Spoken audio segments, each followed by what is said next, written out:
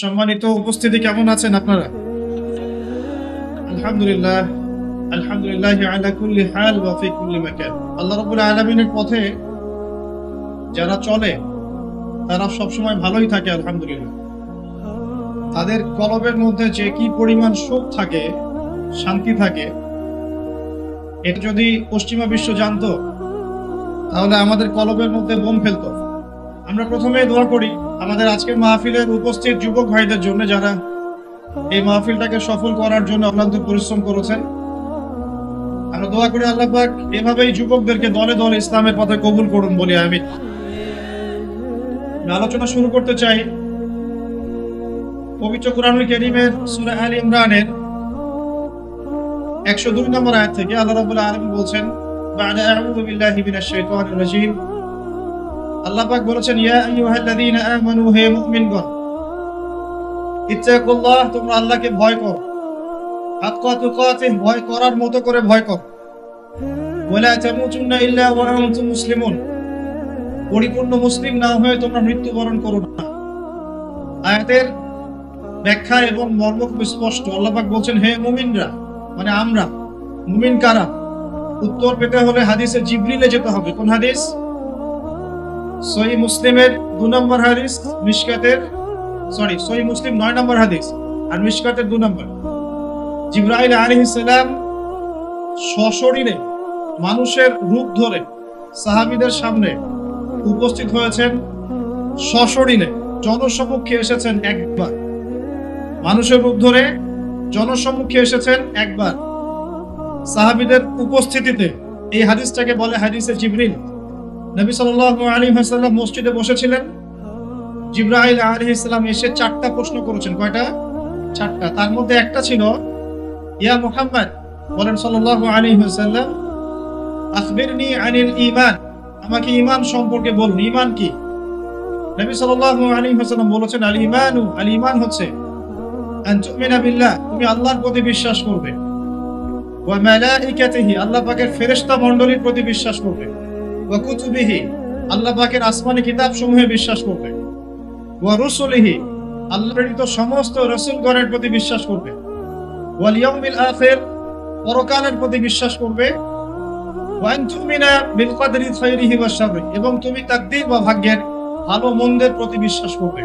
এই 6টা বিষয়ে বিশ্বাস করা, মুখে স্বীকার করা এবং কাজে বাস্তবায়ন করার নাম হচ্ছে ঈমান। আমি কি বোঝাতে পারছি ভাই? যারা এভাবে 6টা পিলারে বিশ্বাস করে, মন থেকে মুখে স্বীকৃতি দেয় এবং কাজেও বাস্তবায়ন করে, তাদেরকে আমরা বলি মুমিন। যারা এগুলো স্বীকার করে না আমরা বলি কাফির। যারা মনে অস্বীকার করে মুখে মুখে স্বীকার করে, এদেরকে আমরা বলি মুনাফিক।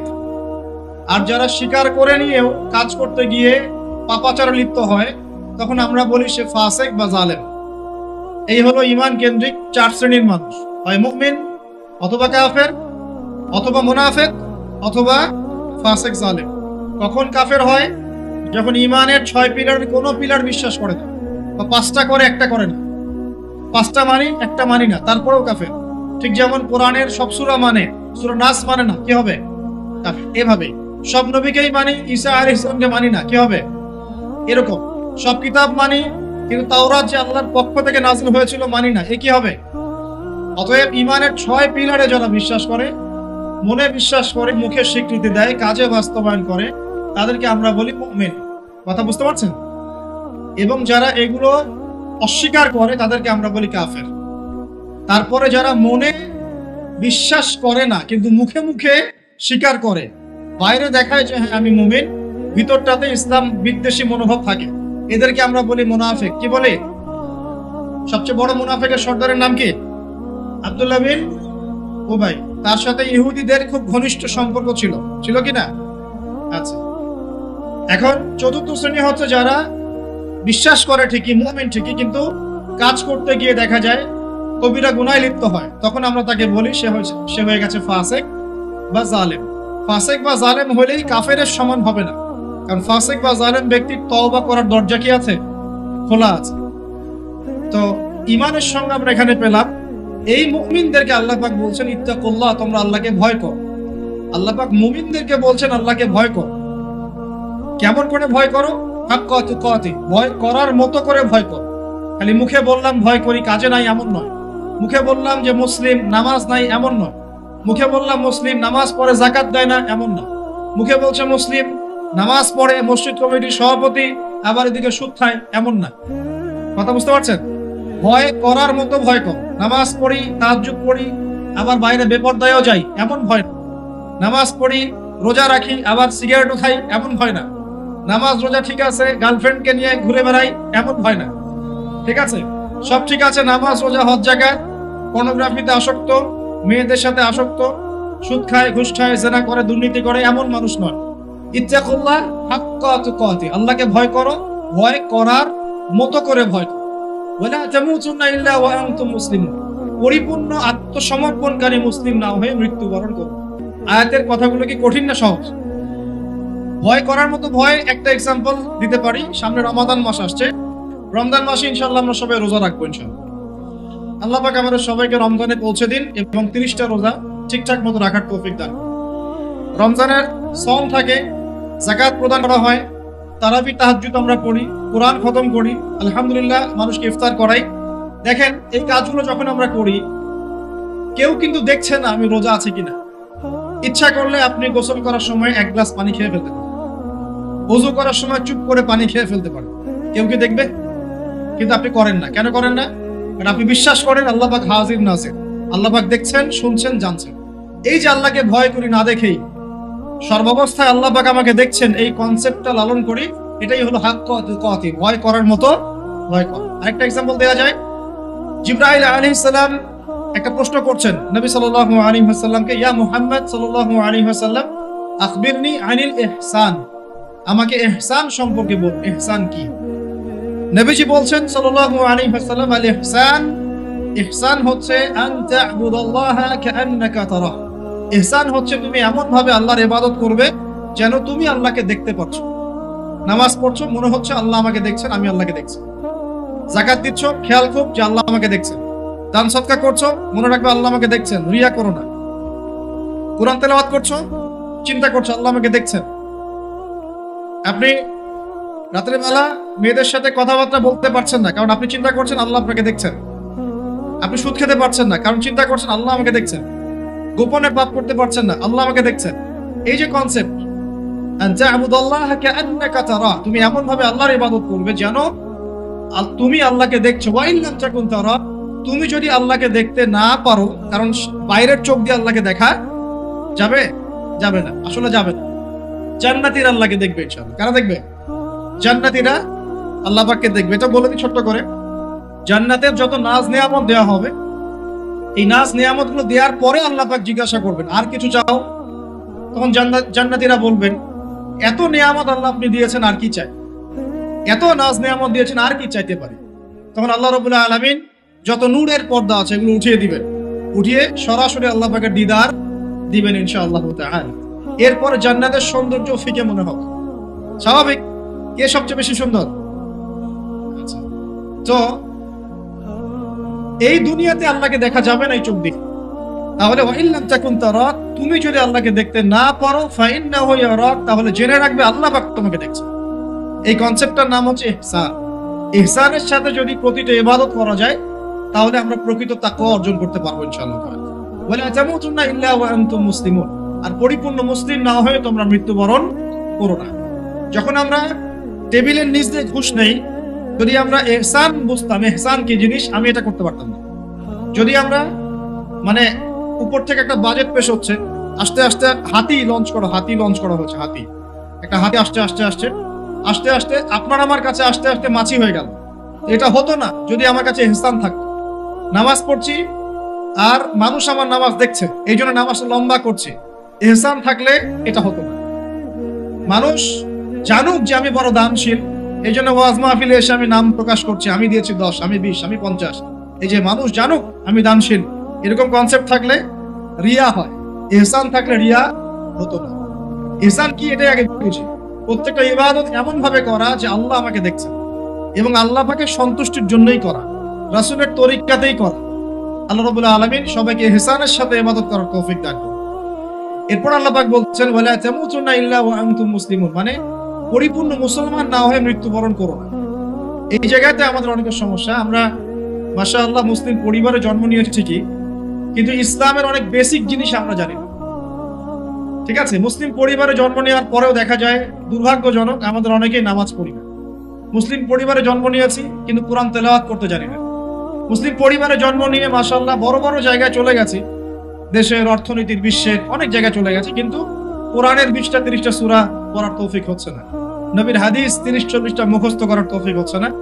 ইসলামের আকীদার বইগুলো পড়ার তৌফিক হচ্ছে না। ইসলামের হিস্ট্রি, ইকোনমিক্স পড়ার তৌফিক হচ্ছে না। নবীর সুন্নাহ মাফিক জীবন করার তৌফিক হচ্ছে না। দাড়ি পর্যন্ত ছেড়ে দেওয়ার তৌফিক হচ্ছে। তাহলে মুসলিম পরিবারে জন্ম নেওয়াটা বড় কথা না পরিপূর্ণ ইসলাম পালন করাটা বড়? তো পরিপূর্ণ ইসলাম পালন করার আগে কনসেপ্ট ঠিক করতে হবে যে ইসলাম কি একটা পরিপূর্ণ জীবন বিধান নাকি ইসলাম একটা আংশিক জীবন বিধান।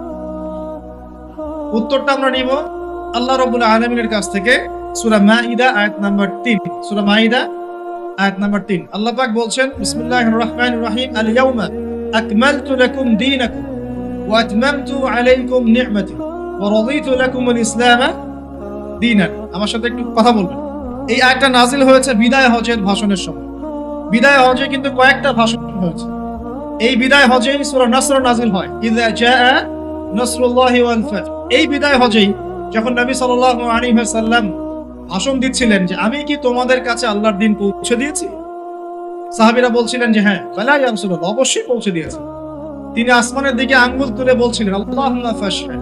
তিনবার বলেছেন আল্লাহুম্মা ফাশহাদ, আল্লাহুম্মা ফাশহাদ, যে আমি আমার দায়িত্ব পৌঁছে দিয়েছি। আল্লাহ পাক নাজিল করলেন আল ইয়াউমা, আজকের দিনে, মানে বিদায় হজের দিনে, এই 23 বছর পর, এই 23 বছরের দীর্ঘ সংগ্রামের পর, এই 23 বছর গোপন দাওয়াত দেওয়া হয়েছে, প্রকাশ্য দাওয়াত দেওয়া হয়েছে, হিজরত করতে হয়েছে, হ্যাঁ, তায়েফে গিয়ে মার খেতে হয়েছে, 15টা গালি শুনতে হয়েছে, 16 বার হত্যার চেষ্টা করা হয়েছে, হ্যাঁ, বদরের যুদ্ধ করতে হয়েছে, উহুদ করতে হয়েছে, খায়বার খন্দক, সব কিছু করার পর, দীর্ঘ 23 বছর দিন রাত অক্লান্ত পরিশ্রম করার পর, আল্লাহর জমিনে দিন প্রতিষ্ঠা করার পরে আল্লাহ পাক বলছেন আজকের এই দিনে আমি তোমাদের জন্য দিনকে পরিপূর্ণ করে দিলাম। আল ইয়াউমা আকমালতু লাকুম দীনাকুম, আমি আজকে তোমাদের জন্য দিন ইসলামকে পরিপূর্ণ করলাম। পরিপূর্ণ মানে কি? এই গ্লাস কি পরিপূর্ণ? এটা পরিপূর্ণ না, এটাতে ফাঁকা আছে। একদম পরিপূর্ণ মানে যেখানে কোনো কিছু ঢোকানোর সুযোগ থাকবে না, বের করার সুযোগ থাকবে না।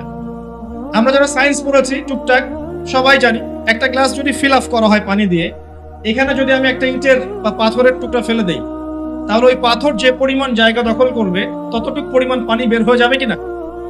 ওই কঠিন পদার্থটা স্থান দখল করবে না?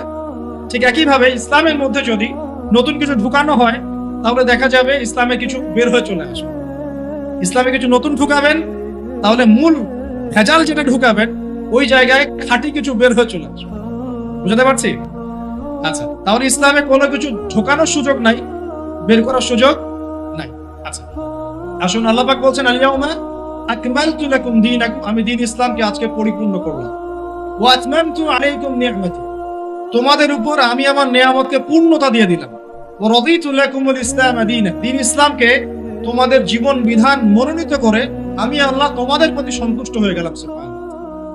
তো প্রিয় ভাইরা, এখান থেকে বুঝতে পারলাম যে দ্বীন ইসলাম একটা পরিপূর্ণ জীবন বিধান। কেউ যদি বলে দ্বীন ইসলাম পরিপূর্ণ নয়, কেউ যদি বলে দ্বীন ইসলাম পরিপূর্ণ নয়, কিছু ঢোকানোর বাকি আছে বা কিছু বের করা যাবে, তাহলে ইমাম মালিক রাহিমাহুল্লাহর ভাষায় ফাকাদ জাআমা আন্না রাসূলুল্লাহ সাল্লাল্লাহু আলাইহি ওয়াসাল্লাম ক্বাদ খানা রিসালা।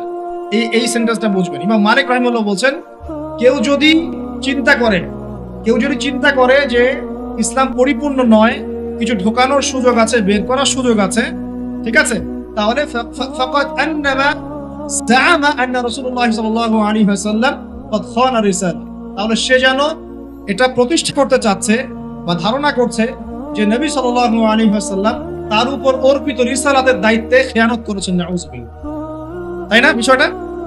যদি নবী সাল্লাল্লাহু আলাইহি ওয়াসাল্লাম কি আমাদেরকে কোনো বিষয় বলতে বাদ রেখেছেন যেটা ভালো, এমন কিছু নিষেধ করতে বাদ রেখেছেন যেটা খারাপ? যত কিছু ভালো আমাদের নবী সাল্লাল্লাহু আলাইহি ওয়াসাল্লাম তা আমাদেরকে শিখিয়েছেন, ঠিক আছে না? আর যা কিছুই খারাপ তা থেকে আমাদের নবী সাল্লাল্লাহু আলাইহি ওয়াসাল্লাম আমাদেরকে বিরত থাকতে বলেছেন। মানে আল্লাহ এবং তার রাসূল ভালো কিছু বলতে বাদ রাখেন নাই এবং খারাপ কিছু থেকে বারণ করতে বাদ রাখেন নাই। তাহলে কেউ যদি মনে করে ইসলাম পরিপূর্ণ না, কিছু ঢুকানোর সুযোগ আছে, বের করার সুযোগ আছে, তাহলে সে ধারণা করছে যে রাসূল সাল্লাল্লাহু আলাইহি ওয়াসাল্লাম তার উপর অর্পিত রিসালাতের দায়িত্বে নাউযুবিল্লাহ খেয়ানত করেছে। তাই হচ্ছে না প্রমাণ? এবং সে দাবি করতে যাচ্ছে যে সে ইসলাম নবীর চেয়ে সাহাবীদের চেয়ে ভালো বোঝে, তারা যেটা করেন নাই সে সেটা করছে। তার মানে কি? সে ধারণা করছে যে আমি রাসূলের চাইতে সাহাবীদের চাইতে দিন বেশি বুঝি, তাই না? রাসূলুল্লাহ সাল্লাল্লাহু আলাইহি ওয়াসাল্লাম 15 শাবানে হালুয়া রুটি খেয়েছেন, এবং সবাইকে এটা খাওয়ার ট্রেডিশন তৈরি করে দিয়েছেন। না, রাসূলুল্লাহ সাল্লাল্লাহু আলাইহি ওয়াসাল্লাম তার নিজের জন্মদিন পালন করেছেন না, সাহাবায়ে কেরাম রাদিয়াল্লাহু আনহুম কেউ কোনোদিন করেছে না। এরকম অসংখ্য ঘটনা আছে, অসংখ্য, যেগুলো আমাদের সমাজে অহরহ চলছে কি চলছে না? তো যখন এগুলোতে আমরা আমল করতে শুরু করব, তার মানে আমি এটা প্রমাণ করতে চাচ্ছি যে আমি নবীর চাইতে সাহাবীদের চাইতে দিন বেশি বুঝি না। এবং নবী সাল্লাল্লাহু আলাইহি ওয়াসাল্লাম দিন পরিপূর্ণ করে প্রতিষ্ঠা করে যান নাই, আমি একটু বেশি বুঝি, এখানে ঢোকানোর সুযোগ আছে, বের করার সুযোগ আছে। মানে নবী খেয়ানত করেছেন, আমি আমানতদারিতার পরিচয় দিচ্ছি। নাউযুবিল্লাহ, আস্তাগফিরুল্লাহ ওয়া আতুবু ইলাইহি। এরকম প্রমাণ করতে চাচ্ছি আমরা। প্রিয় ভাইরা, এক নম্বরে শিখি আগে যে দিন পরিপূর্ণ, এখানে ঢোকানোর সুযোগ নাই, বের করার কোনো সুযোগ নাই। এখন মডারেশন শুরু হয়েছে, দি মডারেশন অফ ইসলাম, মানে ইসলামকে মডারেট করা হচ্ছে। মানে ইসলাম ঠিক আছে মানে, কিন্তু সুদটা একটু বেশি বাড়াবাড়ি মনে হয়, এটা বাদ দিতে হয় না, এরকম চিন্তা। ইসলাম মানে ঠিক আছে, কিন্তু পর্দার ক্ষেত্রে একটু শিথিলতা আনলে কি সমস্যা, এরকম মনে হয়। ইসলাম মানে ঠিক আছে, কিন্তু ইসলামের শরিয়া লজ, হাত কেটে ফেলা, আবার জিনা করলে বেত্রাঘাত করা, হ্যাঁ, ব্যভিচার করলে রজম করে, এগুলো তো এই যুগে চলে কিনা? মানে এরকম থিঙ্কিংস আমাদের মধ্যে আসছে কিনা, এখন ঢুকানো হচ্ছে কিনা এগুলো? ইসলাম মানে মডারেট করতে হবে। নামাজ পড়বো, কিন্তু হ্যাঁ মডারেট মুসলিম আমি নামাজও পড়ি, আবার হিন্দু, বৌদ্ধ, খ্রিস্টান, অন্য ধর্মের এগুলোর সাথে একাত্মতা পোষণ করি, 4 ধর্ম মিলে একটা মানব ধর্ম বানাচ্ছি, ঠিক আছে? কেউ বলছে নবী সাল্লাল্লাহু আলাইহি ওয়াসাল্লাম নাকি শেষ নবী নন, আরো নবী আসতে পারে, নাউযুবিল্লাহ। কেউ বলছে যে ওলামায়ে কেরাম কিছুই বোঝে না, সে একাই সব বুঝে। কেউ বলছে তাবলীগ জামাতের ইজতেমায় গেলে মানুষের ঈমান খুলে যাবে, বলছে কিনা এগুলা কথা? অনেক কথাই শুনছি আমরা। কেউ বলছে লা ইলাহা ইল্লাল্লাহ কালিমা একবার পড়লেই হবে, আমলের কোনো প্রয়োজন নাই। আবার কেউ বলছে কবিরা গুনাহ করলেই সে কাফের হয়ে যায়, তাকে হত্যা করা যায়। আবার কেউ বলছে যে আলী রাদিয়াল্লাহু আনহুর মর্যাদা নবী সাল্লাল্লাহু আলাইহি ওয়াসাল্লামের চাইতে বেশি, নাউযুবিল্লাহ। কেউ বলছে আরো নবী আসতে পারে, গোলাম আহমদ কাদিয়ানীও একজন, সে মাহদী, সেই ঈসা। কত মানুষ কত কথা বলছে। কেউ বলছে ভাগ্য বলতে কিছু নাই, মানুষ নিজেই তার ভাগ্যের নিয়ন্ত্রণ। কেউ বলছে ভাগ্যই সব, মানুষের কর্মের কোনো স্বাধীনতা নাই, চুরি করে মানুষ, এই কারণেই আল্লাহ লিখে রাখছেন তাই, নাউযুবিল্লাহ। এরকম অনেকেই। কেউ বলছে যুক্তি দিয়ে ইসলাম মানতে হবে, যুক্তি বিজ্ঞান দর্শন দিয়ে যে জ্ঞানটা পাবো এটাই জ্ঞান, আল্লাহ পাকের ওহীর জ্ঞান চূড়ান্ত নয়, যুক্তি বিজ্ঞান দর্শন দিয়ে যা আসবে সেটাই জ্ঞান। কত রকম মানে মডারেশন চলে আসছে আমাদের মধ্যে, আসছে কিনা? এখন প্রথমে আগে হজম করতে হবে ইসলাম আল্লাহ পাক পরিপূর্ণ করেছে কার মাধ্যমে? নবী সাল্লাল্লাহু আলাইহি ওয়াসাল্লামের মাধ্যমে। কিসের দ্বারা? কোরআনের দ্বারা এবং হাদিসের দ্বারা, কোরআন এবং সুন্নাহর দ্বারা।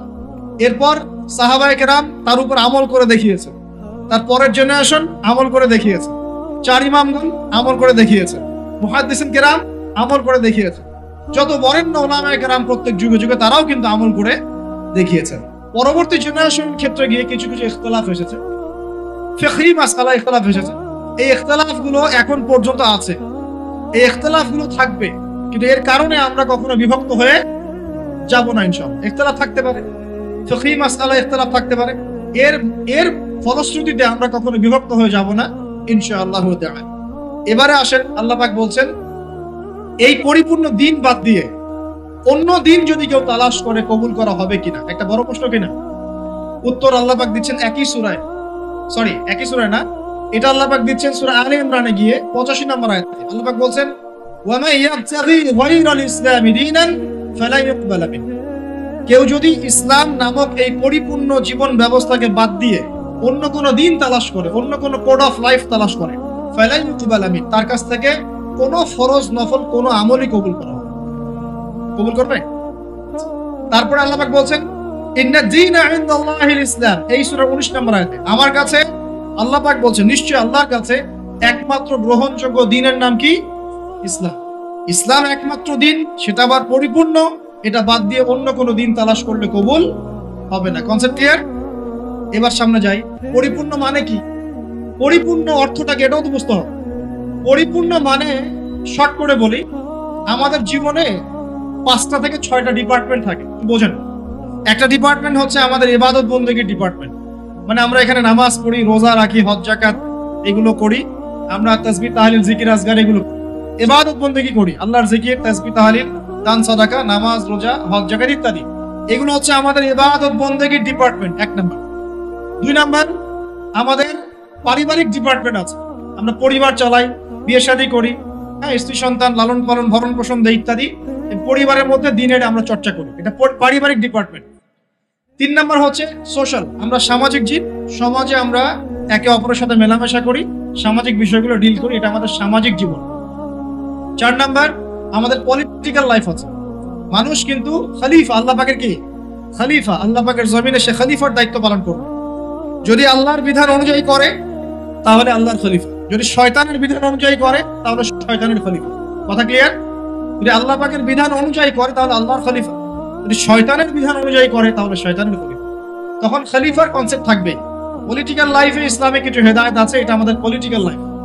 5 নাম্বার হচ্ছে আমাদের কালচারাল লাইফ, আমরা সাংস্কৃতিক জীবন আছে আমাদের, সাংস্কৃতিক ক্ষেত্রে আমরা বিভিন্ন ক্ষেত্রে বিভিন্ন কাজ করি, আমাদের কৃষ্টি কালচার সংস্কৃতি আছে। আর 6 নাম্বার হচ্ছে আমাদের ইকোনমিক লাইফ, যেখানে আমরা মুআমালাত, ব্যবসা বাণিজ্য, চাকরি বাকরি ইত্যাদি এগুলো করি। তো আপনাকে আমি বুঝালাম যে আমাদের জীবনের ডিপার্টমেন্ট কটা ভাই? মোটামুটি ভাবে 6টা। 1 নাম্বার ইবাদত বন্দেগীর জীবন, ইবাদত বন্দেগীর জীবনে কোরআন এবং সুন্নাহয় 100% হেদায়েত আছে কি নাই? কথা বলেন এবার, আছে কি নাই? আচ্ছা। 2 নাম্বার আমাদের পারিবারিক জীবনের হেদায়েত গুলো কোরআন সুন্নাহয় আছে কি নাই? আছে না নাই? আচ্ছা, খেয়াল করবেন কোনটা নাই। 3 নাম্বার আমাদের সোশ্যাল জীবন, সামাজিক জীবনের হেদায়েত কোরআন সুন্নাহয় আছে না নাই? 4 নাম্বার আমাদের পলিটিক্যাল হেদায়েত গুলো কোরআন সুন্নাহয় পাওয়া যায় কি যায় না? 5 নাম্বার আমাদের কালচারাল জীবনের হেদায়েত পাওয়া যায় কি যায় না? 6 নাম্বার আমাদের ইকোনমিক জীবন, ইকোনমিক লাইফ, অর্থনৈতিক জীবনের হেদায়েত কোরআন এবং সুন্নাহ দিয়েছে কি দেয় নাই? তাহলে জীবনের প্রতিটা ক্ষেত্রের হেদায়েত কোরআন এবং সুন্নাহয় আছে না নাই? এখন প্রশ্ন হচ্ছে আপনি মানবেন কি মানবেন? এখন প্রশ্ন হচ্ছে আপনি মানবেন কি মানবেন? যদি মানেন দুনিয়াতে সফল, পরকালে জান্নাত। যদি না মানেন দুনিয়াতে পার পেয়ে যেতে পারেন, পরকালে জাহান্নাম। কথা পরিষ্কার? যদি মানেন দুনিয়াতে সফল, পরকালেও জান্নাত ইনশাআল্লাহ তাআলা। যদি না মানেন দুনিয়ায় পার পেয়ে যেতে পারেন, পরকালে পার পাওয়া যাবে না। পরকাল দূরের কথা, কবরেও পার পাওয়া যাবে না। কবরে আল্লাহ রাব্বুল আলামিন প্রশ্ন করবেন, ফেরেশতাদেরকে দ্বারা প্রশ্ন করাবেন। কি প্রথমটা? মান রব্বুক, তোমার রব কে? দুনিয়াতে কেউ যদি আল্লাহর সাথে শিরক করে থাকে, সে কখনোই মান রব্বুক উত্তর দিতে পারবে না। দ্বিতীয় প্রশ্ন করা হবে মা দীনুক, এই দ্বীন ইসলামকে যদি পরিপূর্ণ রূপে কেউ গ্রহণ না করে, বিশ্বাস পোষণ না করে এবং আমলের চেষ্টা না করে, সে মা দীনুক উত্তর দিতে পারবে না। প্রশ্ন করা হবে মান হাদার রাজুল বুইসা ফিকুম, এই ব্যক্তিকে যাকে তোমাদের কাছে পাঠানো হয়েছে, সে যদি পৃথিবীতে দুনিয়ার জীবনে রাসূল সাল্লাল্লাহু আলাইহি ওয়াসাল্লামের সুন্নাহর উপর জীবন না করে বা করার চেষ্টা না করে, সে উত্তর দিতে পারবে না যে তিনি হচ্ছেন মুহাম্মদ রাসূলুল্লাহ সাল্লাল্লাহু আলাইহি ওয়াসাল্লাম। তাহলে আমরা শিখতে পারলাম এই পর্যন্ত যে ইসলাম একটা পরিপূর্ণ জীবন ব্যবস্থা। পরিপূর্ণ মানে জীবনের প্রতিটা ডিপার্টমেন্টের হেদায়েত আছে। আর জীবনকে আমরা 6টা ভাগে ভাগ করলাম, দেখলাম যে কোরআন সুন্নাহয় হ্যাঁ প্রত্যেকটা বিষয়ের হেদায়েত আছে। আপনি ব্যক্তি জীবনের হেদায়েত চান, এই যে আয়াত, ইয়া আইয়ুহাল্লাযীনা আমানুত্তাকুল্লাহ হাক্কা তুকাতিহি ওয়া লা তামুতুন্না ইল্লা ওয়া আনতুম মুসলিমুন। ব্যক্তি জীবনে পরিপূর্ণ মুসলিম না হয়ে মৃত্যুবরণ করো না। পাওয়া গেল ব্যক্তি জীবনের হেদায়েত। আপনি সালাতের হেদায়েত চান, আল্লাহ পাক বলছেন আকিমিস সালাহ ওয়া আতুজ যাকাত, সালাত কায়েম করো, যাকাত দিলেন, সালাতের হেদায়েত পেলেন। কুরআন তেলাওয়াতের হেদায়েত চান, সেটাও আছে। ওয়াতলু মা উহিয়া ইলাইকা মির রাব্বিক, আছে কি নাই? আছে। আপনি এখন চাচ্ছেন যে পারিবারিক হেদায়েত চাচ্ছি আমি, সূরা তাহরিম খোলেন, 6 নম্বর আয়াত পড়ে দেখেন, আল্লাহ পাক বলছেন কু আনফুসাকুম ওয়া আহলিকুম নার, নিজে জাহান্নামের আগুন থেকে বাঁচো, পরিবারবর্গকে বাঁচাও। আপনি চাচ্ছেন যে আপনি অর্থনৈতিক হেদায়েত চাচ্ছেন, আল্লাহ পাক বলছেন দেখুন আহাল্লাহুল বাইআ ওয়া হাররামার রিবা, আল্লাহ ব্যবসা হালাল করেছেন, সুদকে হারাম করেছেন। কোন ডিপার্টমেন্ট চান? সবকিছু এখানে আছে। দিন প্রতিষ্ঠা করতে চান, আল্লাহ পাক সূরা সফে বলছেন হুয়াল্লাযী আরসালা রাসূলাহু বিল হুদা ওয়া দীনিল হক লিইয়ুযহিরাহু আলা দ্বীনি কুল্লি। দিন কায়েম করতে চান, আল্লাহ পাক বলছেন কি বলছেন? ইন তানসুরুল্লাহ ইয়ানসুরুকুম ওয়া ইউসাব্বিত আকদামাকুম। আপনি দায়িত্ব অবহেলা করেছেন, আল্লাহ পাক বলছেন ওয়া ইন তাতাওয়াল্লাউ ইস্তাবদিল কওমান গায়রাকুম। উম্মার ঐক্য চান, আল্লাহ বলছেন ওয়া আতাসিমু বিহাবলিল্লাহি জামিআন ওয়া লা তাফাররাকু। একটা মানে আহলুস সুন্নাহ ওয়াল জামাআহ বা একটা নির্ভেজাল একটা দল চান দাওয়াতের জন্য, আল্লাহ বলছেন ওয়াল তাকুম মিনকুম উম্মাহ ইয়াদউনা ইলাল খায়র ওয়া ইয়া'মুরুনা বিল মা'রুফ ওয়া ইয়ানহাউনা আনিল মুনকার। শ্রেষ্ঠ জাতি হতে চান, আল্লাহ বলছেন কুনতুম খায়রা উম্মাহ উখরিজাত লিন-নাস তা'মুরুনা বিল মা'রুফ ওয়া তানহাউনা আনিল মুনকার। মানে বলতে থাকলে রাত চলে যাবে। এমন কোন ডিপার্টমেন্ট নাই যে ডিপার্টমেন্ট সম্পর্কে আল্লাহ পাক কোরআন এবং হাদিসে ব্যাখ্যা বিশ্লেষণ করেন নাই। আল্লাহ পাক সূরা কাহফের 54 নম্বর আয়াতে বলছেন যে ওয়ালাকাদ সাররাফনা ফি হাযাল কুরআন লিন-নাস মিন কুল্লি মাসাল। আমি মানব জাতির জন্য প্রতিটা বিষয় এই কোরআনে ব্যাখ্যা করেছি। এখন প্রশ্ন হচ্ছে আমি মানব কি মানব না? এখানে আপনার স্বতন্ত্র স্বাধীন ইচ্ছা শক্তি আছে। আল্লাহ পাক বলছেন লা ইকরাহা ফিদ-দীন, দ্বীনে কোনো বাড়াবাড়ি নাই। ক্বাদ তাবায়্যানা রুশদু মিনাল গায়, এই যে স্পষ্ট হয়ে গেছে যেটা দিক্তমান হেদায়েত এবং যেটা অন্ধকার, মানে যেটা আপনার ভ্রষ্টতা আর যেটা হেদায়েত স্পষ্ট হয়ে গেছে। আপনি চাইলে মানতে পারেন। ওই যে সূরা কাহফে আছে ওয়াকুলিল হাক্কু মির রাব্বিকুম, আয়াত নাম্বার 29, ফামান শাআ ফালইউমিন, যার ইচ্ছা হয় ঈমান নিয়ে আসুক, ওয়া মান শাআ ফালইয়াকফুর, যার ইচ্ছা হয় অস্বীকার করুক। ইন্না আ'তাদনা লিয-যালিমিনা নারান, আমি জালেমদের জন্য আগুন প্রস্তুত করেছি। বাস। আল্লাহ বলছেন এই দুনিয়াটা কেন? আল্লাহ পাক বলছেন লিয়াবলুয়াকুম আইয়ুকুম আহসানু আমালা, আমি দেখতে চাই তোমাদের মধ্যে আমলে কে শ্রেষ্ঠ। মানে কোন ডিপার্টমেন্ট চান? যে কোনো ডিপার্টমেন্টের হেদায়েত কোরআন শুনে পাওয়া যাবে। এখন আমার প্রশ্ন হচ্ছে আপনি আমি মানবো কিনা? আল্লাহ উত্তর দিচ্ছেন লা ইকরাহা ফিদ-দীন, দ্বীনে কোনো বাড়াবাড়ি নাই। তুমি চাইলে মানো, না চাইলে মেনো না। আল্লাহ পাক আপনাকে ঘাড় ধরে একদম মসজিদে ঢোকাবেন না। ঢোকাবেন? আল্লাহ পাক আপনাকে ফোর্সফুলি যাকাত দেওয়াবেন না। আল্লাহ পাক আপনাকে ধরে বেঁধে একদম রমজানের রোজা রাখবেন না। আল্লাহ পাক আপনাকে দিন কায়েমের জন্য দাওয়াত এবং জিহাদের মেহনত জোর করে করাবেন না। কিছুই আল্লাহ পাক জোর করবেন। আল্লাহ পাক শুধু স্পষ্ট করে দিয়েছেন কোনটা সত্য কোনটা মিথ্যা। এখন এটাই পরীক্ষা আমাদের এই দুনিয়ায়। কথা ঠিক না? এবার আমাদের উপর এখন আল্লাহ পাক ছেড়ে দিলেন, নবীর মাধ্যমে জানিয়েও দিলেন। আর এই নবী প্রথম নবী নন, প্রত্যেক যুগে যুগে আল্লাহ পাক নবী রাসূল পাঠিয়েছেন। এমন কোন সম্প্রদায় নাই যেখানে আল্লাহ পাক নবী পাঠান নাই। আল্লাহ পাক তার উপরে আঙ্গুল তোলার কোন রকম সুযোগ রাখেন না। ঠিক আছে? কেউ বলতে পারবে না যে আমি জানি নাই, আমি মেসেজ পাই নাই, আমাদের নবী আসে নাই, আমাদের কাছে আসমানি কিতাব আসে নাই। কেউ বলতে পারবে না। এখন আমাদের চয়েস। এখন আমরা কি পরিপূর্ণ ইসলাম পালন করতে চাইবো না চাইবো না? এবার কথা বলেন, আমরা কি পরিপূর্ণ ইসলাম পালন করবো না করবো না?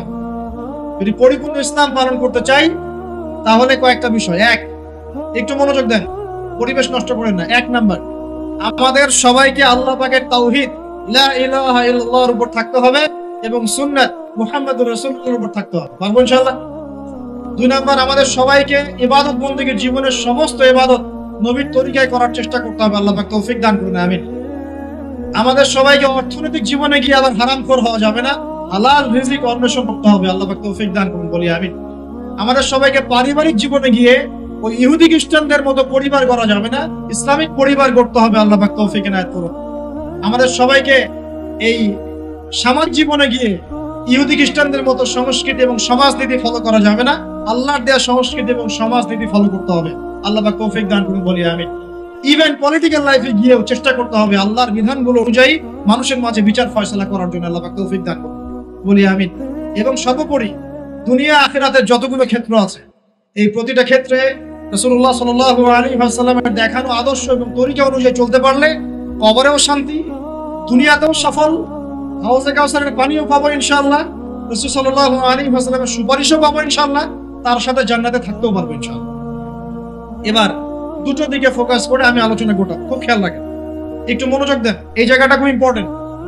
এই পুরো মিশনে শয়তান আমাদেরকে দুটো দিকে বেশি বিভ্রান্ত করছে। কয়টা দিক? দুটো দিক। এক, তারা শয়তান এবং তার অনুসারীদের কথা বলছি, তারা মুসলিমদেরকে জান্নাতের পথ থেকে সরিয়ে দেওয়ার জন্য এক নাম্বার যেটা অস্ত্র হিসেবে নিয়েছে তা হলো শিরক। কি নাম? মানে শিরক যদি মুসলিমদেরকে করানো যায় তাহলে সে আল্লাহ পাকের রহমত থেকে বেরিয়ে যাবে। কারণ আল্লাহ রাব্বুল আলামিন একটা ওয়াদা করেছেন। কি ওয়াদা? আল্লাহ পাক তার নবীকে বলেছেন, তোমার উম্মতের মধ্যে কোনো ব্যক্তি যদি, হে মুহাম্মদ সাল্লাল্লাহু আলাইহি ওয়াসাল্লাম, তোমার উম্মতের কোনো ব্যক্তি যদি আসমান জমিনের সমান গুনাহ নিয়ে আমার সামনে দাঁড়ায়, কিন্তু তার আমল নামায় কোনো শিরকের পাপ নাই, আমি আল্লাহ তার সামনে আসমান জমিন সমান রহমত নিয়ে হাজির হব ইনশাআল্লাহ। সুবহানাল্লাহ পড়বেন না? মানে এই উম্মতের কোনো ব্যক্তি যদি শিরিক মুক্ত আমল নামা নিয়ে আল্লাহকে সাক্ষাৎ করে, ইনশাআল্লাহ সে জান্নাতে যাবেই যাবে ইনশাআল্লাহ। একদিন না একদিন সে জান্নাতে যাবেই যাবে ইনশাআল্লাহ। কিন্তু কারো আমল নামায় যদি শিরকের পাপ থাকে, তাহলে আল্লাহ পাক বলছেন, ইন্নাল্লাহা লা ইয়াগফিরু আন ইউশরাকা বিহি ওয়া ইয়াগফিরু মা দুনা যালিকা লিমান ইয়াশা। আল্লাহ পাক তার সাথে শিরকের গুনাহ মাফ করেন না, এছাড়া যে কোনো গুনাহ যাকে ইচ্ছা মাফ করেন। একটা হাদিসে নবীজি বলছেন, যদি কেউ চুরিও করে, জিনাও করে, কিন্তু শিরক মুক্ত আমল নিয়ে আল্লাহর সামনে দাঁড়ায়, আল্লাহ তাকেও মাফ করে দিবেন ইনশাআল্লাহ। এটাই সেই হাদিসের ব্যাখ্যা। আসুন, লা ইলাহা ইল্লাল্লাহ যে ব্যক্তি মন থেকে পড়েছে, কলবের মধ্যে সরিষা দানা পরিমাণ ঈমান আছে, মানে শিরকের পাপ করে নাই, ইনশাআল্লাহ তাআলা আল্লাহ পাক তাকে জান্নাত দিবেন একদিন না একদিন ইনশাআল্লাহ। আল্লাহ পাক তাকে শাস্তি দিতে পারেন, মাফ করাতে পারেন, কিছু আযাব দিয়ে হলেও আল্লাহ পাক তাকে জান্নাতে দিবেন ইনশাআল্লাহ তাআলা। এখন প্রশ্ন হচ্ছে, তাহলে সহিহ বুখারীর এই হাদিসটা কেমন? কোন হাদিস? নবী সাল্লাল্লাহু আলাইহি ওয়াসাল্লাম বলছেন, এই হাদিসটা আসছে বুখারীতে 4 বার, একবার না কিন্তু 4 বার। নবীজি বলছেন, কিয়ামতের দিনে, মনোযোগ দেন প্রিয় ভাই, কিয়ামতের দিনে আদম আলাইহিস সালামকে ডেকে আনা হবে। ডেকে বলা হবে, তোমার সন্তান যারা আছে, আদম সন্তান, তাদের মধ্য থেকে তুমি জাহান্নামীদেরকে আলাদা করে ফেল। আদম আলাইহিস সালাম বলবেন, হে আল্লাহ, কতজনকে আলাদা করব? আল্লাহ পাক বলবেন, প্রতি 1000-999 জনকে জাহান্নামের জন্য আলাদা করুন।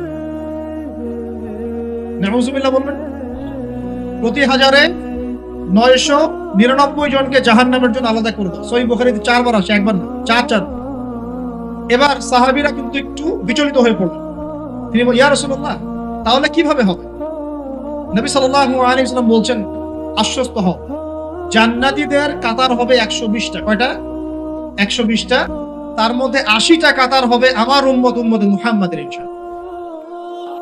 এবং এই হাদিসটা শোনালেন যে, যে ব্যক্তি এই উম্মতের মধ্যে আল্লাহর সাথে শিরক না করে মারা যাবে, আল্লাহ পাক তাকে মাফ করে দেবেন ইনশাআল্লাহ। তাহলে প্রশ্ন, এত পার্সেন্টেজ, হিউজ পার্সেন্টেজ মানুষ কেন তাহলে জাহান্নামে যাচ্ছে? তাদের আমল নামায় কোন পাপটা থাকতে পারে যার কারণে তারা জাহান্নামে যাচ্ছে? উত্তর দেন দেখি। আল্লাহ পাক কিন্তু বলে দিয়েছেন, আল্লাহ পাক শিরক ছাড়া যে কোনো গুনাহ যাকে ইচ্ছা মাফ করতে পারেন। তাহলে এত বেশি মানুষ কেন জাহান্নামে যাচ্ছে? উত্তর, তাদের আমল নামায় কোন পাপ থাকতে পারে? শিরক। এবার আসেন, ইবলিস এবং তার অনুসারীরা উম্মতে মুহাম্মাদীকে বিভ্রান্ত করার জন্য এই শিরকের একটা ব্যাপক সয়লাব ছড়িয়ে দিয়েছে সমাজে। আমি খুব শর্ট করে বোঝাবো। আরেকটা হাদিস বলবো তার আগে আপনাকে, সেটা হলো, এই উম্মতের 70,000 মানুষ কিন্তু আবার বিনা হিসেবে জান্নাতে যাবে। এই উম্মতের 70,000 মানুষ বিনা হিসেবে জান্নাতে যাবে, যারা 1 নাম্বার পাখি উড়িয়ে ভাগ্য গণনা করে না। যারা পাখির সাথে ভাগ্য গণনা করে, শিরকের সাথে সম্পর্ক আছে কি নাই? যারা আগুনের সেকা টাকা দিয়ে আগুনের উল্কি অঙ্কন করে চিকিৎসা পদ্ধতি গ্রহণ করে না। যারা হারাম অবৈধ কোনো ঝাড়ফুঁক গ্রহণ করে না, তাবিজ কবজ কবিরাজি করে না, কুফরি কালাম করে ঝাড়ফুঁক করছে না, এগুলো করে না। যারা সর্বাবস্থায় আল্লাহর উপর তাওয়াক্কুল করে, 70,000 এমন মানুষ বিনা হিসেবে জান্নাতে যাবে ইনশাআল্লাহ। এটাও মাথায় নেন। এবার সামনে আসে, ইবলিস এবং তার অনুসারীরা কিভাবে শিরক ছড়িয়েছে? কয় ভাবে? উত্তর 3 ভাবে। কয় ভাবে? 3 ভাবে। আশ-শিরকু ফিল আকীদা, শিরক ছড়িয়েছে বিশ্বাসের মধ্যে। যেমন কিছু মানুষ বিশ্বাস করে এখন এই যুগে, এবং এই যুগেরও এদের সঙ্গে বেশি, তারা বিশ্বাস করে যে আল্লাহ এই মহাবিশ্ব সৃষ্টি করেন নাই, এই মহাবিশ্ব সৃষ্টি হয়েছে বিগ ব্যাং থেকে। এই কনসেপ্টে মানুষ নাই? কুরআনে সূরা আম্বিয়ার মধ্যে একটা কথা আছে, আওয়ালাম ইয়ারাল্লাযীনা কাফারু আন্না আস-সামাওয়াতি ওয়াল আরদা কানাতা রাতকান ফাফাতাকনাহুমা। আল্লাহ পাক বলছেন, কাফেররা কি লক্ষ্য করে দেখে না যে আসমান সমূহ এবং জমিন একটা বিন্দুর মধ্যে ছিল একত্রিত, আমি এটাকে বিচ্ছিন্ন করে দিয়েছি। যদি তারা বলেও যে বিগ ব্যাং থেকে সব সৃষ্টি হয়েছে, আমরা বলবো এই বিগ ব্যাং এর স্রষ্টা হচ্ছেন আল্লাহ রাব্বুল আলামিন। কথা বুঝতে পারছেন? তো এই যে চিন্তা ওদের যে আল্লাহ বলতে কেউ নাই, এটা শিরক কিনা? কেউ কেউ চিন্তা করছে যে আল্লাহ আছেন, আরো উপাস্য আছে, যেমন আল্লাহ, তার সন্তান নাউজুবিল্লাহ ঈসা আলাইহিস সালাম এবং পবিত্র আত্মা রূহুল কুদুস। এই সংখ্যায় লোক আছে কি নাই? এদের সংখ্যা কত বিশ্বে? 300-400 কোটি হবে কিনা? না না, আরো কম হবে, হয়তো বেশি বলে ফেলছে। মানে কোটি তো হবেই, 100 কোটি তো বেশি হবে নাকি? সারা বিশ্বে মুসলিমদের সংখ্যা বেশি না খ্রিস্টানদের? খ্রিস্টানদের মধ্যে এক শ্রেণীর খ্রিস্টান, তারা সবাই বলে না, এক শ্রেণীর খ্রিস্টান বলে যে আল্লাহ তিনজন, তিন ইলায় বিশ্বাস, তিন খোদায় বিশ্বাস করে। এই কয়েকদিন আগে বলেছি আমরা, কি নাউজুবিল্লাহ বলেছে, মেরি ক্রিসমাস বলেছে না, 25শে ডিসেম্বর। এবং মুসলিমরাও এর সাথে একাত্মতা প্রকাশ করেছে। আস্তাগফিরুল্লাহ ওয়া আতুবু ইলাইহি। সূরা মারিয়ামে আল্লাহ পাক বলছেন, তারা এমন একটা কথা বলে, ক্বালু ইত্তাখাযাল্লাহু ওয়ালাদা, তারা বলে আল্লাহ সন্তান গ্রহণ করেছেন। নাউযুবিল্লাহ। লাকাদ জিতুম শাইআন ইদ্দা তাকাদু সামাওয়াতু ইয়াতাফাত্তারনা মিনহু ওয়া তানশাক্কুল আরদু ওয়া তাখিরুল জিবালু হাদ্দা। আল্লাহ পাক বলছেন, কথার ওজনগুলো দেখেন। আল্লাহ পাক বলছেন, যখন তারা বলে যে আল্লাহ সন্তান গ্রহণ করেছে, তখন আসমান নিজেই ফেটে পড়তে চায়, জমিন নিজেই চৌচির হতে চায়, এবং পাহাড়গুলো নিজেই থরথর করে কেঁপে ভেঙে পড়তে চায়। আল্লাহ পাক এদেরকে ক্ষমতা দিতেন, ইচ্ছার স্বাধীনতা দিতেন, হ্যাঁ করো, তাহলে আসমান ফেটে পড়তো। এখন যখন আমরা বলছি যে মেরি ক্রিসমাস, আসমান ফেটে পড়তো। একদিন যেদিন এই মানে 25 ডিসেম্বর ছিল, ওই দিন আমি আবার এয়ারে ফ্লাইও করছিলাম, সম্ভবত কক্সবাজার যাচ্ছে প্রোগ্রাম। তো দেখি যে বিমানের মধ্যেই বলা শুরু করলো যে ladies and gentleman, welcome to our flight, এগুলো বলছে। বলার পরে বলছে যে মেরি ক্রিসমাস, সবাইকে ক্রিসমাসের আন্তরিক শুভেচ্ছা। তখন আল্লাহর কসম আমার মনে হচ্ছিল যে এখন মনে হয় প্লেনটা ভেঙে পড়ে যাবে আসলে, কারণ আমি একটা জানি। আল্লাহ পাক বলছেন সূরা মারিয়ামের শেষের দিকে পড়ে দেখেন, আল্লাহ পাক বলছেন, ওয়াকালু ইত্তাখাযার রহমানু ওয়ালাদা, তারা বলে রহমান সন্তান গ্রহণ করেছেন। নাউযুবিল্লাহ। তাকাদু সামাওয়াতু ইয়াতাফাত্তারনা মিনহু, এই কথা শুনে আসমান ফেটে পড়তে চায়। ওয়া তানশাক্কুল আরদ, জমিন চৌচির হতে চায়। ওয়া তাখিরুল জিবালু হাদ্দা, পর্বত ফেটে পড়তে চায়, চৌচির হতে চায়। সুবহানাল্লাহ। লাকাদ জিতুম শাইআন ইদ্দা, তোমরা একটা চরম রকম ভয়ঙ্কর মিথ্যা প্রতারণাপূর্ণ কথা নিয়ে এসেছো। যখন বলছে কেউ মেরি ক্রিসমাস, তার মানে সে স্বীকার করছে যে 25শে ডিসেম্বরে আল্লাহ পাক ঈসা আলাইহিস সালামকে জন্ম দিয়েছেন। নাউযুবিল্লাহ। তাই কি না? বুঝতে পারেন না কথা? আর আমরা নামাজে বলছি লাম ইয়ালিদ ওয়া লাম ইউলাদ কুল হুয়াল্লাহু আহাদ আল্লাহুস সামাদ। লাম ইয়ালিদ, তিনি কাউকে জন্ম দেন নাই, ওয়া লাম ইউলাদ, তাকেও কেউ জন্ম দেয়নি, ওয়া লাম ইয়াকুল লাহু কুফুয়ান আহাদ। একবার এই সূরা পড়লে কোরআনের 3 ভাগের 1 ভাগ করার নেকি হয়ে যায়। 3 বার পড়লে 1 খতম কোরআনের নেকি হয়ে যায়। এমনি এমনি হয় না, কারণ কোরআনের 3 ভাগের 1 ভাগ হচ্ছে আল্লাহর তাওহীদ। কোরআনের 3 ভাগের 1 ভাগ কি? আল্লাহর তাওহীদ। এই যে 3 ভাগের 1 ভাগ, আর 1 ভাগ হচ্ছে হুকুম আহকাম, কি করবে কি করবে না। আর 1 ভাগ হচ্ছে হিস্ট্রি, ইতিহাস, কি হয়েছে এই পর্যন্ত বিশ্বে। কোরআন 3 ভাগে ভাগ করতে পারবে না। প্রিয় ভাইরা, এটা শিরক কিনা? এবং কোটি কোটি মানুষ কি এই শিরকে বিশ্বাস করে কিনা?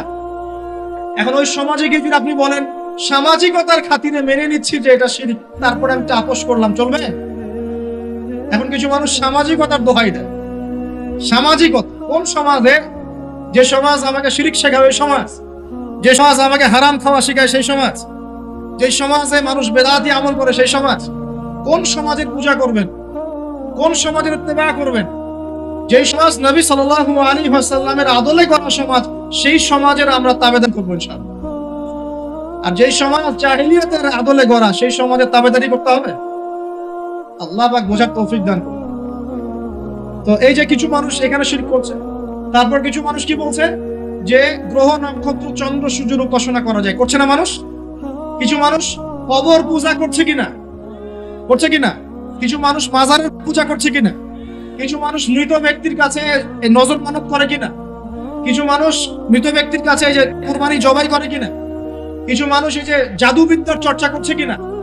তারপর ওই যে ভাগ্য গণনা করছে কিনা রাশিফল দেখে? কিছু মানুষ টিয়া পাখির মাধ্যমে ভাগ্য গণনা করছে কিনা? প্রত্যেকটা রন্ধ্রে রন্ধ্রে শিরক।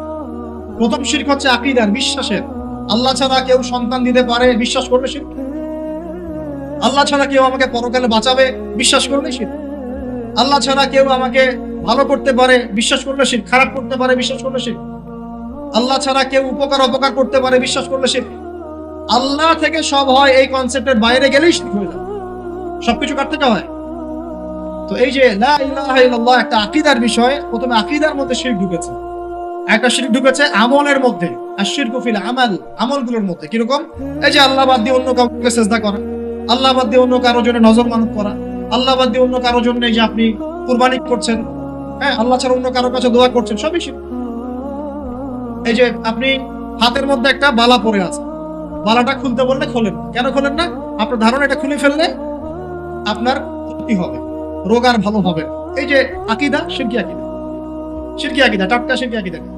যদি মনে করেন যে এটা খুললে, এই যে আংটি একটা পরেছেন, মনে করেন এই নিয়তে পরে থাকেন যে এই আংটি পরার পরে আমার রোগ ভালো হবে, টাটকা শিরকের।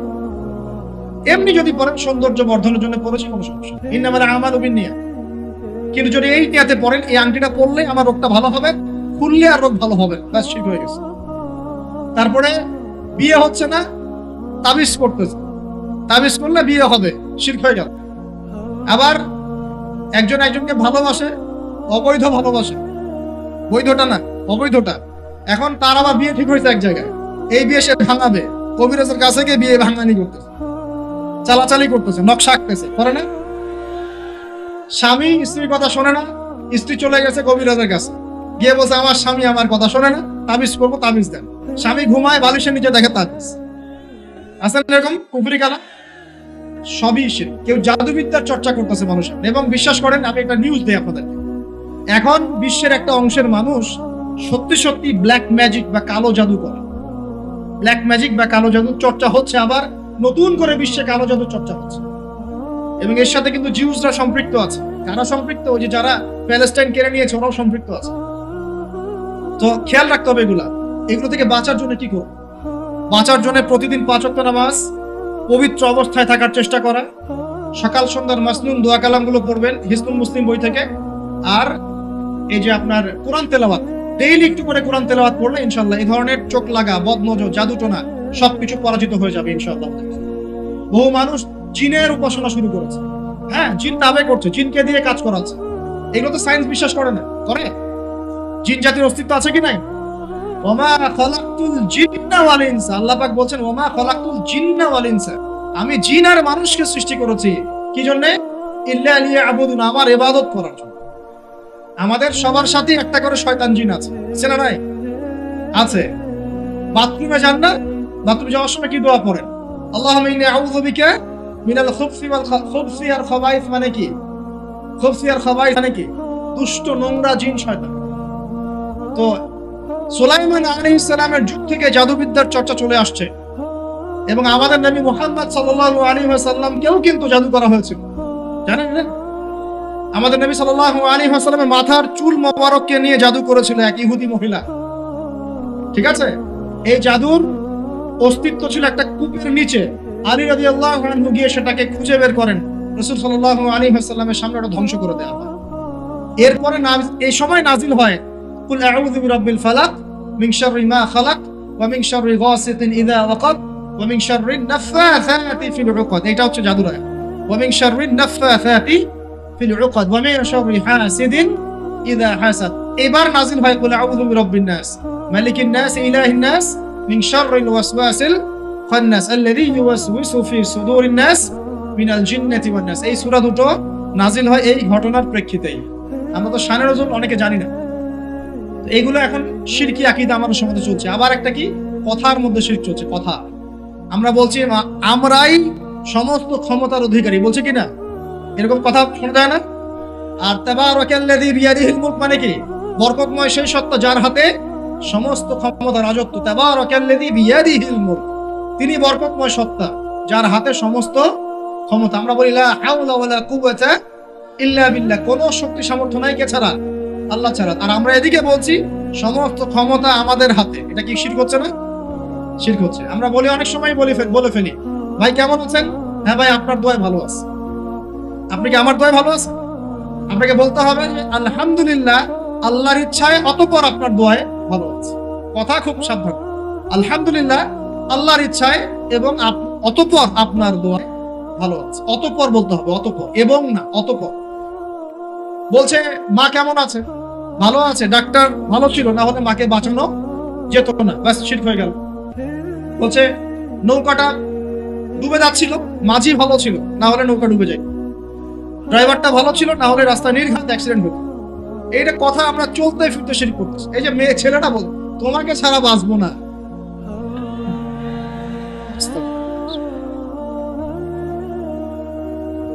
বাঁচিয়েন না, বেঁচে থাকে কি হবে আপনার?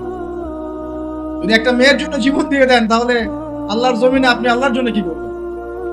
এই যে অনেক গানও আছে দেখবেন, অনেক গানের লিরিক্স গুলো, ম্যাক্সিমাম গানের লিরিক্স এর মধ্যে দেখবেন শিরকি কথা আছে, খেয়াল করে দেখবেন। তো এই কথায় তিনটা ক্ষেত্র বললাম, কথায়, কাজে এবং চিন্তায়, এই তিনটা ক্ষেত্রে মুসলিম সমাজের মধ্যে এখন শিরক বিরাজ করছে। এটা আমাদের উম্মতের সবচেয়ে বড় সমস্যা। আল্লাহ পাক আমাদের সবাইকে শিরক মুক্ত আমল করার তৌফিক এনায়েত করুন, সকলে বলে আমিন। তাহলে কি করতে হবে? আমি কয়েকটা বই পড়ার পরামর্শ দিচ্ছি। কিতাবুত তাওহীদ একটা বই আছে, শিরক সম্পর্কে অনেক বিস্তারিত আলোচনা করা আছে, এটা পড়তে পারেন। তারপরে কোরআন সুন্নাহর আলোকে ইসলামী আকীদা একটা বই আছে, এটা পড়তে পারেন। আকীদা তাহাবিয়াটা পড়তে পারেন। আর শিরক সম্পর্কে আরো অনেক বইপত্র বাজারে বের হয়েছে, শিরক কি ও কেন ইত্যাদি টাইপের, এগুলো পড়লে আপনি শিরকের ধারণা পাবেন ইনশাআল্লাহ। আল্লাহ পাক আমাদের সবাইকে শিরক মুক্ত আমল করার তৌফিক এনায়েত করুন, সকলেই বলি আমিন। আর একটা কথা বলি শিরক সম্পর্কে, সেটা হলো আধুনিক সময়ে কিন্তু নতুন একটা শিরক চালু হচ্ছে, এটা শুনে রাখেন। সেটা কি? আল্লাহর যত হালাল আছে এগুলোকে মানুষ হারাম করছে দিন দিন, আর আল্লাহ পাকের হারাম গুলোকে হালাল করছে দিন দিন। এটা কিন্তু একটা শিরকি আকীদা, এটাও কিন্তু শিরক, জানেন? ইত্তাখাযু আহবারহুম ওয়া রুহবানহুম আরবাবা মিন দুনিল্লাহ, তারা ধর্ম নেতা এবং সমাজ নেতাদেরকে রবের আসনে বসিয়েছিল। এখন আলী ইবনে হাতেম তিনি বলছেন রাদিয়াল্লাহু আনহু, আমরা তো আমাদের ধর্মনেতা বা সামাজিক নেতাদের তো পূজা করি না। তখন নবী সাল্লাল্লাহু আলাইহি ওয়াসাল্লাম বলছেন, তারা কি আল্লাহর হালালকে হারাম করে দেয় না? তোমরা কি তা মেনে নাও না? আবার তারা কি আল্লাহর হারামকে হালাল করে ফেলে না? তোমরা কি তা মেনে নাও না? তখন তিনি বলছেন, বালা ইয়া রাসূলুল্লাহ, এটা তো আমরা করি। তখন নবী সাল্লাল্লাহু আলাইহি ওয়াসাল্লাম বলছেন, তিলকা ইবাদাতুহুম, এটাই তো ওদের ইবাদত করা। কেউ যদি আল্লাহর হালালকে হারাম করে আর আমরা তা মেনে নেই, আমরা ওদের ইবাদত করছি। কেউ যদি আল্লাহর হারামকে হালাল করে নেয়, হালালকে হারাম করে নেয়, আমরা তার কথা মেনে নেই, তাহলে আমরা তার ইবাদত করছি। আল্লাহ পাক আমাদেরকে এই ধরনের শিরক থেকে বাঁচার তৌফিক দান করুন। আরেকটা সমস্যা বলে শেষ করছি, উম্মাহর মানে দুর্দশার অন্যতম একটা কারণ, সেটা হলো বেদাত। এটুকু বলে একটু বসেন, 10 মিনিট সময় নেব, এটা একটা ইম্পর্টেন্ট টপিক, এটা একটু বুঝতে হবে, খুব ইম্পর্টেন্ট। এই কারণে উম্মাহর মধ্যে অনেক ফাসাদ সৃষ্টি হয়েছে, ফিতনা সৃষ্টি হয়েছে, এবং মানুষ নবীর সুন্নত থেকে মুখ ফিরিয়ে এখন সব বেদাতি আমল করা শুরু করেছে। আর এই বেদাত গুলোকে মানুষ সামাজিকতা বলে চালিয়ে দেওয়ার চেষ্টা করছে। খুব খেয়াল রাখবেন, নবী সাল্লাল্লাহু আলাইহি ওয়াসাল্লামের সুন্নাহ মানে আল্লাহ পাক কোরআন নাযিল করেছেন, তার রাসূলের হাদিস আছে আমাদের সামনে, কোরআন এবং হাদিস নবী যেভাবে আমল করেছে আমরা সেভাবে আমল করি, এর নাম সুন্নাহ। সাহাবায়ে কেরাম রাদিয়াল্লাহু আনহুম যেভাবে করেছেন আমরা সেটা করি, এর নাম সুন্নাহ। মানে নবী সাল্লাল্লাহু আলাইহি ওয়াসাল্লাম বলছেন,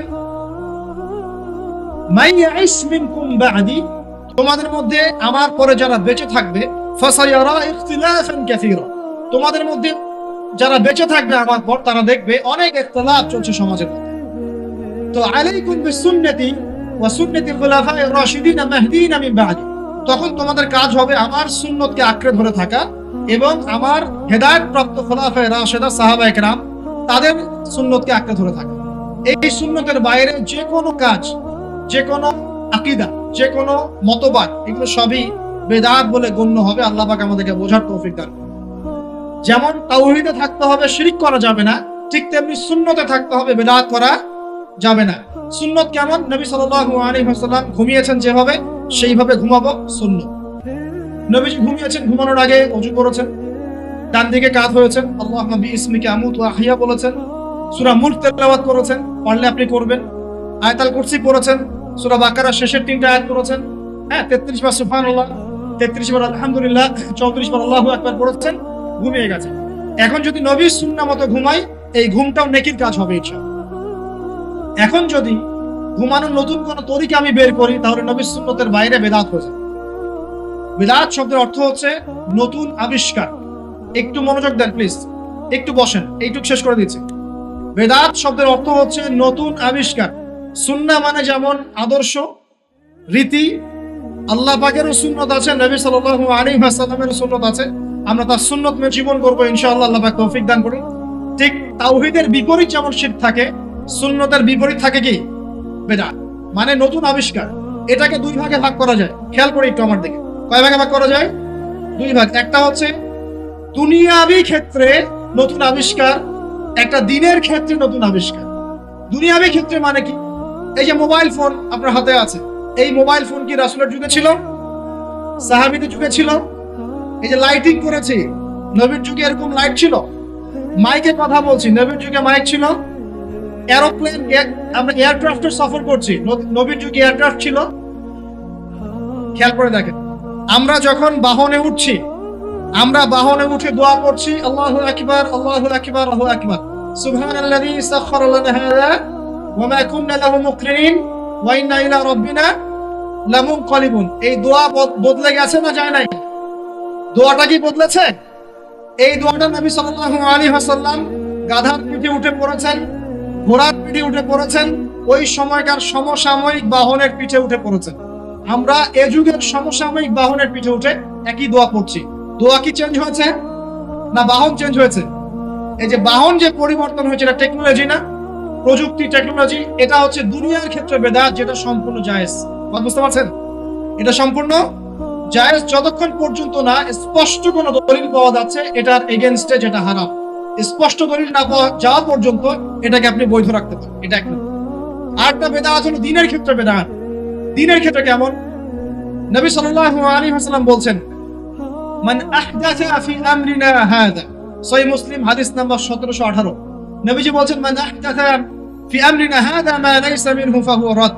কোন ব্যক্তি যদি এই দিন ইসলামের মধ্যে এমন কোন আমল চালু করে যে আমলের সমর্থনে আমাদের পক্ষ থেকে কোনো প্রমাণ নাই, সেটাই রাদ বা প্রত্যাখ্যাত, সেটা বাতিল। নবী সাল্লাল্লাহু আলাইহি ওয়াসাল্লাম অন্য হাদিসে বলছেন, মান আহদাসা ফি আমরিনা হাযা মা লাইসা মিনহু ফাহুয়া রাদ, মান আমিলা আমালান লাইসা আলাইহি আমরুনা ফাহুয়া রাদ। দিনের ক্ষেত্রে যদি আমরা এমন কোন আমল করি নেকির আশায়, সওয়াবের আশায়, যেটা রাসূল করেন নাই, সাহাবীরা করেন নাই, এবং তাবেঈন, ইমামগণ সবার থেকে প্রমাণিত না, এই কাজটা যদি সওয়াবের আশায় করতে যাই, যার পক্ষে কোনো দলিল পাওয়া যায় না, সেটাকেই বাতিল, প্রত্যাখ্যাত বেদাত বলা হয়। কথা বুঝতে পারছেন কিনা? উদাহরণ দিলে এবার ক্লিয়ার হবে। কয়েকটা ভাবে হতে পারে। যেমন এক নাম্বার ধরন কেমন? মনে করেন যে আপনি হালুয়া রুটি সেমাই খাবেন। ভালো কথা, হালুয়া রুটি সেমাই খাওয়া কি জায়েজ না জায়েজ? এই খাবারটা হালাল না হারাম? হালাল। আপনি এখনো খেতে পারেন, আপনি সকালেও খেতে পারেন, আপনি দুপুরেও খেতে পারেন, যখন ইচ্ছা তখন খেতে পারেন। কিন্তু যদি আপনি কোনো দিবসকে কেন্দ্র করে এরকম একটা সংস্কৃতি চালু করেন যে আজকে 15ই শাবান, আমরা সবাই এখন হালুয়া রুটি, এই যে একটা দিনকে কেন্দ্র করে আপনি একটা নতুন কাজ শুরু করলেন, এই কাজটাকে আমরা বেদাত বলে ফেলছি। মনে করেন আপনি দরুদ পড়বেন, খুব ভালো কথা, দরুদ ভালো জিনিস, দরুদ পড়লে নেকি হয়। কিন্তু দরুদ পড়লে নেকি হয়, রাসূলের জীবনী চর্চা করলে নেকি হয়, তাকে সালাম দিলে নেকি হয়, সব ঠিক আছে। কিন্তু এখন যদি আপনি নবীর জন্ম দিবসটাকে কেন্দ্র করে এই কাজগুলোকে ঘটা করে করার চেষ্টা করেন, যেটা নবীজি করেন নাই, সাহাবীরা করেন নাই, এটা হলো ধরনগত বেদাত। কথা বুঝতে পারছেন কিনা? দুই নম্বরে আসেন, একটা হয় জিন্সগত। জিন্স মানে প্রকরণ। এটা কেমন? আল্লাহ পাক আমাদেরকে কুরবানি করতে বলেছেন চতুষ্পদ জন্তু। চতুষ্পদ জন্তু বুঝি 4 পাওয়ালা। এখন ঘোড়ারও তো 4 পা আছে। এখন যদি আমরা কুরবানি করতে গিয়ে এখন ঘোড়া কুরবানি করা শুরু করি, বলেন কি বুঝলেন? আচ্ছা, ঘোড়া বাদ দেন, মুরগি কুরবানি করা শুরু করবেন, মোরগ কুরবানি করা শুরু করবেন। মনে করলেন যে সমস্যা কি, এটাও তো আল্লাহর সৃষ্টি, হালাল তো, মুরগি খাওয়া তো হালাল, মোরগ খাওয়া তো হালাল, গরু ছাগল বাদ দিয়ে মুরগি কুরবানি করলাম, কি সমস্যা? করতে পারবেন না, কারণ আল্লাহ পাক চতুষ্পদ জন্তু কুরবানির কথা বলেছেন। এটা যদি করেন জিন্সগত বেদাত হয়ে যায়। কথা বুঝতে পারছেন? 3 নাম্বার, একটা হচ্ছে যেটাকে আমরা বলি আদাদ বা সংখ্যাগত। যেমন আল্লাহ পাক বলেছেন এশার নামাজ পড়তে 4 রাকাত, ফরজ নামাজ কয় রাকাত? 4 রাকাত। কেউ যদি মনে করে এখন না, নামাজ খুব ভালো কাজ, নামাজ পড়লে নেকি হয়, 4-এর জায়গায় আমি 5 রাকাত পড়ব, কি হবে? ফজরের নামাজ 2 রাকাত ফরজ। আর কেউ যদি মনে করে নামাজ তো খুব ভালো জিনিস, ভালো কাজ পড়লে কি সমস্যা, নামাজ তো পড়লে নেকি হয়, 2 রাকাত পড়লে নেকি হয়, 4 রাকাত পড়লে আরো বেশি নেকি। 4 রাকাত পড়া শুরু করবে, কি হবে? গ্রহণযোগ্য না বাতিল? এটা হলো কথা বুঝতে পারছেন? একটা হচ্ছে আপনার স্থানগত বেদাত। স্থানগত কেমন? তাওয়াফ করতে হয় কোথায়? মাতাফে। কোথায় তাওয়াফ করে? মাতাফে। হজ করে কোথায়? আরাফার মাঠে। আমরা যদি মনে করি না আজকে আমরা লাঙ্গলকোটে হজ করবো, এখানে একটা কাবা বানাবো, এখানেই হজের সব সিস্টেম করব, এখানেই তাওয়াফ হবে, এটা হবে কি স্থানগত বাতিল একটা কাজ, স্থানগত বেদাত। তাওয়াফ করতে হয় মাতাফে। মাতাফে অনেক ভিড়, তাওয়াফ করার জায়গা নাই। কেউ মনে করবে না আমি হারাম শরীফের পিছন দিক থেকে তাওয়াফ করে আসি, 7 বার চক্কর দিয়ে আসি, হবে স্থানগত বেদাত। এরকম করে সংখ্যাগত, ধরনগত, স্থানগত, প্রকরণগত বেদাত হতে পারে। আবার পদ্ধতিগত হতে পারে, কাইফিয়াত। যেমন ওযু করতে হয়, প্রথমে বিসমিল্লাহ বলেন, এই যে হাত ধুচ্ছেন, কুলি করছেন, নাকে পানি দিচ্ছেন, তাই না? তারপরে কনুই ধুচ্ছেন, আস্তে আস্তে পা ধুচ্ছেন। এখন আপনি চিন্তা করলেন যে ওযুতে ওযুই, হাত ধোয়া পা ধোয়া নিয়েই কথা, আমি আগে পাটা ধুই, তারপরে মাথা মাসা করি, তারপরে হাত ধুবো কনুই পর্যন্ত, তারপরে কুলি করে ওযু মাশাআল্লাহ সারা। পদ্ধতি নতুন বানালেন, এটা কি হবে? পদ্ধতিগত বেদাত। বেদাতের কেন করে মানুষ? অজ্ঞতা বশত, হঠকারিতা বশত, দলিল না থাকার কারণে, জাল দলিল পেশ করার কারণে। কেন মানুষ করে? মানুষ করে দুনিয়ার স্বার্থকতার কারণে, লৌকিকতার কারণে, মানুষকে সন্তুষ্ট করার কারণে। কি পরিণতি হবে? 2-4টা হাদিস বলে শেষ করছি। একটু শুনেন। নবী সাল্লাল্লাহু আলাইহি ওয়াসাল্লাম বলছেন, আমি সবার আগে হাউজে কাউসারে যাব, যাওয়ার পরে আমি তোমাদের জন্য অপেক্ষা করতে থাকবো, আর মানুষ আমার সামন দিয়ে চলে যাবে। মান মাররা আলাইয়া শারিবা, যে আমার সামন দিয়ে যাবে সে এই হাউজে কাউসারের পানি পাবে আমার কাছে। ফামান শারিবা লাম ইয়াজমা আবাদা, কেউ যদি একবার পান করে সে কখনো পিপাসার্ত হবে না। হাউজে কাউসারের পানি হবে মধুর চেয়ে মিষ্টি, দুধের চেয়ে সাদা। একবার পান করলে আর কখনো পিপাসার্ত হবে না। এবার নবী সাল্লাল্লাহু আলাইহি ওয়াসাল্লাম বলেন, খেয়াল করেন, নবীজি বলছেন, সুম্মা ইউহালু বাইনি ওয়া বাইনাহুম, এরপর আমার এবং তাদের মাঝখানে হঠাৎ একটা পর্দা পড়ে যাবে। আমি বলবো, ইন্নাহুম মিন্নি, তার তো আমার উম্মত। পর্দা কেন পড়ে গেল? কেন পর্দা পড়ে গেল? নবী সাল্লাল্লাহু আলাইহি ওয়াসাল্লামকে বলা হবে, ইন্নাকা লা তাদরি, ইন্নাকা লা তাদরি, হে নবী আপনি জানেন না, মা আহদাসু বা'দাক, তারা আপনার ইন্তেকালের পরে দিনের মধ্যে কত নতুন নতুন বেদাত, আমল এবং আকীদা চালু করেছিল, আপনি জানেন না। নবীজি তখন বলবেন, সুহকান সুহকান, দূর হয়ে যাও, দূর হয়ে যাও, লিমান গায়্যারা বা'দি, যারা আমার পরে দিনকে পরিবর্তন করেছো তারা এখান থেকে দূর হয়ে যাও। অন্য হাদিসে আসছে, নবী সাল্লাল্লাহু আলাইহি ওয়াসাল্লাম বলেছেন, মান আহদাসা হাদাসান, কেউ যদি কোনো বেদাত করে, ওয়া আওয়া মুহদিসান, এবং বেদাতিকে সম্মান করে আশ্রয় দেয়, সে যেন ইসলাম ধ্বংস করার কাজে সাহায্য করে। এক হাদিসে বলছেন, ফাআলাইহি লানাতুল্লাহি ওয়া মালাইকাতিহি ওয়ান নাসি আজমাইন, কেউ যদি বেদাত করে, বেদাতিকে আশ্রয় দেয়, তাকে সম্মান করে, তার উপরে আল্লাহ এবং তার ফেরেশতা এবং পুরো মানব জাতির লানত, অভিশাপ আছে। আরেক হাদিসে নবীজি বলছেন, 3 জন ব্যক্তি আসছে তার আমল দেখতে। আমল দেখে একজন বলছে, নবীজির আমল তো কম মনে হচ্ছে, নবীজির আমল দেখলে আমাদের চলবে না। قد غفر له ما تقدم من ذنبه وما تأخر, নবীজির আগের পরের সব গুনাহ মাফ, তার আমল দেখলে আমাদের চলবে না। ফাইন্নাহুম তাকাল্লুহা, আমলকে তারা অল্প মনে করলো। একজন বলছে, আম্মা আনা, আমি উসাল্লি লাইলান আবাদা, আমি সারা রাত নামাজ পড়বো, আমি ঘুমাবো না। আরেকজন বলছে, আনা আসুমুদ দাহরা ওয়ালা আফতির, আমি বছরে প্রত্যেকদিন রোজা রাখবো, কোনোদিন রোজা ভাঙবো না। আরেকজন বলছে, আনা আ'তাজিলুন নিসা, আমি মহিলাদেরকে ত্যাগ করলাম, ওয়ালা আতাজাওয়াজু আবাদান, আমি কোনোদিন বিবাহ শাদী করব। এবার নবী সাল্লাল্লাহু আলাইহি ওয়াসাল্লাম এসে বলছেন, আনতুম কুলতুম কাযা ওয়া কাযা, তোমরা কি এরকম এরকম কথা বলছিলে? ওয়াল্লাহি, আমি আল্লাহর কসম করে বলছি, ওয়া ইন্নী লাআখশাকুম লিল্লাহি ওয়া আতকাকুম বিহি, আমি তোমাদের চাইতে বেশি আল্লাহকে ভয় করি এবং আমি তোমাদের মধ্যে বেশি মুত্তাকি মানুষ। তোমাদের মধ্যে সবচেয়ে মুত্তাকি আমি, এবং আমি সবচেয়ে বেশি আল্লাহকে ভয় করি। কিন্তু আনা উসাল্লি ওয়া আরকুদ, আমি নামাজ পড়ি আবার ঘুমাই, রাতে আমি নামাজও পড়ি, কিছু অংশ ঘুমাই।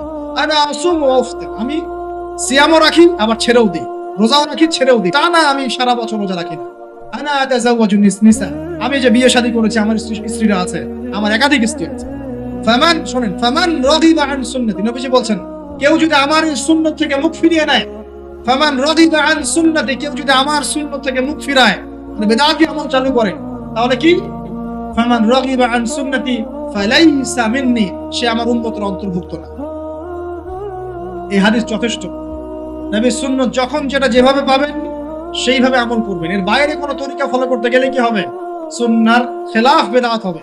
বেদাত করলে আমল ধ্বংস হয়ে যায়, আল্লাহ পাকের লানত পেতে হয়, ফেরেশতারা অভিশাপ করেন, পুরো মানব জাতি অভিশাপ করে।